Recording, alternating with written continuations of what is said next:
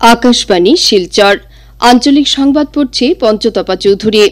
आजकेर विशेष विशेष खबर हलो आसाम विधानसभार आजकेर एक दिवसीय विशेष अधिवेशने डिब्रुगढ़ विमानबंदरटी डॉ भूपेन हाजारिकार नामे नामकरण करार जन्य संकल्प प्रस्ताव ग्रहण, आसाम थेके अवैध बांग्लादेशी नागरिकदेर फेरत पाठाते सरकार दृढ़ प्रतिज्ञ बोले मुख्यमंत्री डॉ हेमंत बिश्व शर्मार प्रकाश, आगामी 19 जून अनुष्ठेय राज्यसभा निर्वाचनेर जन्य बीजेपी प्रार्थी कनाथ पुरकायस्थ एवं असम गण परिषद दलेर प्रार्थी बीरेन्द्र प्रसाद बैश्येर मनोनयनपत्र दाखिल एवं मेघालये दुष्कृतकारीर हाथे निहत मध्यप्रदेशेर राजा रघुवंशीर हत्यार अभियोगे पत्नी सह 3 जन अभियुक्तके ग्रेप्तार।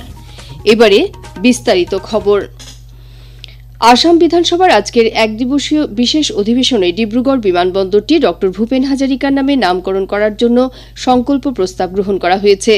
एई प्रस्ताव परवर्ती समये केंद्रीय सरकारेर अनुमोदनेर जन्य प्रेरण करा हबे। आज अनुष्ठित अधिवेशनेर शुरूतेई राज्येर प्राक्तन मंत्री शुक्कुर आली आहमेद साम्प्रतिक बन्या एवं भूमिधसे निहत लोक एवं जम्मू काश्मीरेर पहलगाम आक्रमणे निहत लोकेদের स्मृतिতে নীরবতা पालन करा हय। अधिवेशने शून्यकाले कांग्रेस विधायक नुरुल हुदा एवं एआईयूडीएफ एर विधायक आशराफुल हुसैन अवैध बांग्लादेशी नागरिकদের ফেরত পাঠানোর বিষয়টি নিয়ে প্রশ্ন উত্থাপন করেন।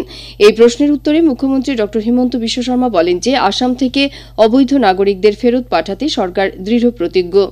অবৈধ নাগরিকদের বিরুদ্ধে অভিযান অব্যাহত থাকবে বলেও মুখ্যমন্ত্রী জানান। তিনি বলেন, অবৈধ বিদেশী চিহ্নিত এবং ফেরত পাঠাতে জেলা আয়ুক্তদের 1950 সালের আইন অনুসারে ক্ষমতা প্রদান করা হয়েছে।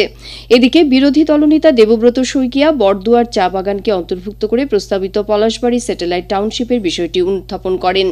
রাইজোর দলের বিধায়ক অখিল গগৈ গোয়ালপাড়া জেলার লক্ষ্মীপুরের উচ্ছেদ অভিযান সম্পর্কে প্রশ্ন উত্থাপন করলে মুখ্যমন্ত্রী সেই প্রশ্নের উত্তর দেন। রাক্ষসিনী পাহাড়ের জমি সম্পর্কে বিধায়ক শেরমান আলী প্রশ্ন উত্থাপন করেন। আজকের এই এক দিবসীয় অধিবেশনে জলজীবন মিশন সম্পর্কেও আলোচনা অনুষ্ঠিত হয়। এদিকে সাংসদ তথা আসাম প্রদেশ কংগ্রেস কমিটির সভাপতি গৌরব গগৈ আজ আসাম বিধানসভার বিশেষ অধিবেশনে ড ভূপেন হাজারিকার নামে ডিব্রুগড় বিমানবন্দরটির নামকরণের প্রস্তাব গ্রহণ করায় রাজ্য সরকারকে ধন্যবাদ জ্ঞাপন করেছেন। ভারতরত্ন পুরস্কারে ভূষিত ভূপেন হাজারিকার নামে নামকরণ করা এই বিমানবন্দরটিতে আরও বেশি বিমান সংযোগ করতে তিনি আহ্বান জানান। উল্লেখ্য, সাংসদ শ্রী গগৈ আজ আসাম বিধানসভার দর্শক আসনে উপস্থিত ছিলেন। কেন্দ্রে প্রধানমন্ত্রী নরেন্দ্র মোদী নেতৃত্বাধীন সরকারের 11 বছর পূর্তি উপলক্ষে ভারত সরকারের নাগরিক সংযোগ মঞ্চ মাইগভ বিভিন্ন প্রতিযোগিতার আয়োজন করেছে। বিগত দশক থেকে ভারত বিভিন্ন ক্ষেত্রে পরিবর্তনের সাক্ষী হয়ে আসছে। উন্নত মানের সড়ক এবং শক্তিশালী স্বাস্থ্য ব্যবস্থা থেকে শুরু করে উন্নত গণপরিষেবা, উন্নত সুরক্ষা ব্যবস্থা এবং সম্প্রসারিত ডিজিটাল পরিকাঠামো গড়ে উঠেছে। এই পরিবর্তনসমূহ উদযাপন এবং নথিভুক্ত করতে তথ্য ও সম্প্রচার মন্ত্রণালয় মাইগভের সহযোগিতায় দেশের সব নাগরিকদের বদলতা ভারত মেরা অনুভব ব্লগ লেখনী প্রতিযোগিতায় অংশগ্রহণ করার আমন্ত্রণ জানিয়েছে। দরিদ্রদের সেবা প্রদান, কৃষক কল্যাণ নিশ্চিত করা, নারী শক্তির জন্য নতুন গতি এবং দেশের সবলীকরণ ইত্যাদি বিষয়বস্তুর উপর ব্লগে লেখা যাবে। ইংরেজি এবং হিন্দি ভাষায় 1000 থেকে 1500 শব্দের মধ্যে এই বিষয়ের উপর ব্লগে লেখা যাবে। এই প্রতিযোগিতায় অংশগ্রহণের শেষ তারিখ হচ্ছে আগামী 20 জুন। প্রধানমন্ত্রী নরেন্দ্র মোদী বলেছেন যে 140 কোটি দেশবাসীর আশীর্বাদ এবং সম্মিলিত অংশগ্রহণে ভারত বিগত 11 বছরে বিভিন্ন ক্ষেত্রে দ্রুত পরিবর্তনের সাক্ষী হয়েছে। সোশ্যাল মিডিয়ায় এক পোস্টে তিনি বলেন যে সবকা সাথ, সবকা বিকাশ, সবকা বিশ্বাস, সবকা প্রয়াসের নীতির দ্বারা পরিচালিত এনডিএ সরকার গতি, পরিসর এবং সংবেদনশীলতার মাধ্যমে যুগান্তকারী পরিবর্তন সাধন করছে। প্রধানমন্ত্রী আরও বলেন যে অর্থনৈতিক বৃদ্ধি থেকে সামাজিক উন্নয়ন পর্যন্ত জনকেন্দ্রিক ও সর্বাঙ্গীন অগ্রগতির উপর গুরুত্ব দেওয়া হয়েছে। তিনি বলেন, দেশ আজ কেবল দ্রুতগতিতে বৃদ্ধি পাওয়া বৃহৎ অর্থনীতি নয়, জলবায়ু এবং ডিজিটাল উদ্ভাবনের মতো জরুরি বিষয়গুলির উপরেও এক গুরুত্বপূর্ণ বিশ্বব্যাপী কণ্ঠস্বর। প্রধানমন্ত্রী নমো অ্যাপে ভিডিও, ইনফোগ্রাফিক এবং প্রবন্ধের মতো বিভিন্ন আকর্ষণীয় ফরম্যাটের মাধ্যমে ভারতের বিকাশ যাত্রার খোঁজ করতে জনসাধারণের প্রতি আহ্বান জানিয়েছেন। বিজেপি সভাপতি জগৎ প্রসাদ নাড্ডা বলেছেন যে প্রধানমন্ত্রী নরেন্দ্র মোদী নেতৃত্বাধীন সরকার কর্মদক্ষ রাজনীতি প্রদর্শনের মাধ্যমে দায়িত্বশীল সরকার উপহার দিয়ে দেশের রাজনৈতিক সংস্কৃতির পরিবর্তন করেছে। মোদী সরকারের 11 বছর পূর্তি সম্পর্কে নতুন দিল্লিতে এক সাংবাদিক সম্মেলনে শ্রী নাড্ডা একথা জানিয়ে বলেন যে এই সরকার দেশের রাজনৈতিক পরিবেশের পরিবর্তন করেছে। কেন্দ্রের এনডিএ সরকারকে সাহসী সিদ্ধান্ত গ্রহণ করা একটি ফলপ্রসূ সরকার বলে অভিহিত করে তিনি বলেন, এটি জননেতৃত্বাধীন সরকার এবং এই সরকার স্বচ্ছতার এক নতুন মানদণ্ড নির্ধারণ করেছে। বিগত 11 বছরে মোদী সরকার বিকশিত ভারতের ভিত স্থাপন করেছে বলেও বিজেপি সভাপতি শ্রী নাড্ডা উল্লেখ করেন। আগামী 19 জুন অনুষ্ঠেয় রাজ্যসভা নির্বাচনের জন্য বিজেপি প্রার্থী কনাথ পুরকায়স্থ এবং অসম গণপরিষদ দলের প্রার্থী বীরেন্দ্র প্রসাদ বৈশ্য মনোনয়নপত্র দাখিল করেছেন। উভয় প্রার্থী আসাম বিধানসভার অধ্যক্ষ বিশ্বজিৎ দৈমারির কাছে আজ তাদের নিজ নিজ মনোনয়নপত্র জমা দিয়েছেন। মনোনয়নপত্র জমা দেওয়ার সময় মুখ্যমন্ত্রী তথা ভারতীয় জনতা পার্টির প্রবীণ নেতা ড হিমন্ত বিশ্ব শর্মা, বিজেপি আসাম প্রদেশ সভাপতি দিলীপ শইকিয়া, অসম গণপরিষদ দলের সভাপতি অতুল বরা, কেন্দ্রীয় মন্ত্রী সর্বানন্দ সোনোয়াল প্রমুখ উপস্থিত ছিলেন। এদিকে বিরোধী দল কংগ্রেস এই নির্বাচনে কোনো প্রার্থী দেয়নি। বিরোধী দলের পক্ষে এই নির্বাচনে জয়ী হওয়ার মতো প্রয়োজনীয় সংখ্যক বিধায়ক না থাকায় রাজ্যসভা নির্বাচন থেকে বিরত থাকার সিদ্ধান্ত গ্রহণ করা হয়েছে বলে কংগ্রেস দল জানিয়েছে। আগামী 19 জুন অনুষ্ঠেয় রাজ্যসভার দুটি আসনই রাজ্যের শাসনাধীন বিজেপি এবং মিত্রজোট অসম গণপরিষদ দলের দখলে রয়েছে। বিরোধী দলগুলির এই আসন দুটিতে প্রার্থী না দেওয়ার সিদ্ধান্তে শাসক এবং মিত্রজোটের এই দুই প্রার্থীর বিনা প্রতিদ্বন্দ্বিতায় জয়ী হওয়ার বিষয়টি স্পষ্ট হয়ে উঠেছে। উল্লেখ্য, এই দুটি আসনের বর্তমান সাংসদ মিশন রঞ্জন দাস এবং বীরেন্দ্র প্রসাদ বৈশ্যের কার্যকাল আগামী 14 জুন শেষ হবে। আকাশবাণী শিলচর কেন্দ্রের আঞ্চলিক সংবাদ আমাদের ইউটিউব চ্যানেল এআইআর নিউজ শিলচরের মাধ্যমেও শোনা যাচ্ছে। এছাড়া আমাদের Facebook page all India radio news Silchar এবং এক্স হ্যান্ডেল @AIR_News_শিলচরের মাধ্যমেও এই সংবাদ শোনা যাবে।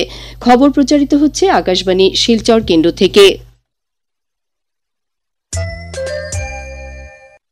গত 23 মে মেঘালয় ভ্রমণে এসে দুষ্কৃতকারীদের হাতে প্রাণ হারানো মধ্যপ্রদেশ ইন্দোরের রাজা রঘুবংশীর হত্যার অভিযোগে তার পত্নী সোনম রঘুবংশী সহ আরও 3 জন অভিযুক্তকে মেঘালয় পুলিশের সহযোগিতায় উত্তরপ্রদেশ পুলিশ গতরাতে গ্রেপ্তার করেছে। উত্তরপ্রদেশ পুলিশের কাছে সোনম রাজবংশী আত্মসমর্পণ করার পর আজ রাজ্যের উপমুখ্যমন্ত্রী প্রেস্টন টিনসং মেঘালয় পুলিশের শীর্ষ আধিকারিকের উপস্থিতিতে এক সাংবাদিক সম্মেলনে কথা জানান। সাংবাদিক সম্মেলনে উপমুখ্যমন্ত্রী জানান যে পুলিশ আরও একজন অভিযুক্তের সন্ধানে অভিযান অব্যাহত রেখেছে। সব অভিযুক্তকে জিজ্ঞাসাবাদের জন্য শিলংয়ে আনা হবে বলে তিনি জানান।